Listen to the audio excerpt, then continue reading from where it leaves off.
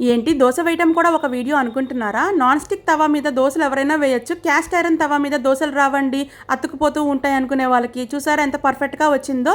మంచి quality cast iron products కోసం చూస్తుంటే ద ఇండస్ వ్యాలీ వాళ్ళ ప్రొడక్ట్స్ గురించి మంచి రివ్యూస్ విన్నాను. అన్ని నాన్ స్టిక్ ఐటమ్స్ని ఒకేసారి రిమూవ్ చేయలేం కదా, మెల్లగా ఒక్కొక్కటి కొనుక్కుందామని చెప్పి బ్రేక్ఫాస్ట్ నుంచి స్టార్ట్ చేద్దామని దోశ తవా తీసుకున్నానండి. వాళ్ళ దగ్గర huge variety of cast iron cook ware, stainless steel cook ware ఉంటుంది. ఒకసారి చెక్ చేయండి వెబ్సైట్ ని. ఇన్స్ట్రక్షన్ కార్డు కూడా ఇచ్చారు. క్యాస్ట్ ఐరన్ కుక్ వేర్ ని సీజనింగ్ చేసుకోవాలి. ఇది ఆల్రెడీ ప్రీ సీజన్ డే కాబట్టి ఒకసారి క్లీన్ గా వాష్ చేసేసి తడి లేకుండా పొడి క్లాత్ తో తుడిచేసి స్టవ్ మీద పెట్టేసి ఆయిల్ అంతా ఈవెన్ గా అప్లై చేయండి. దోశ పెనానికి అంటుకోకుండా పర్ఫెక్ట్ గా రావాలంటే చిన్న చిన్న ముక్కలుగా కట్ చేసుకున్న ఉల్లిపాయ ముక్కలు వేసి దొరగా వేయించుకొని ఒకసారి క్లీన్ గా వైప్ చేసేసేయండి.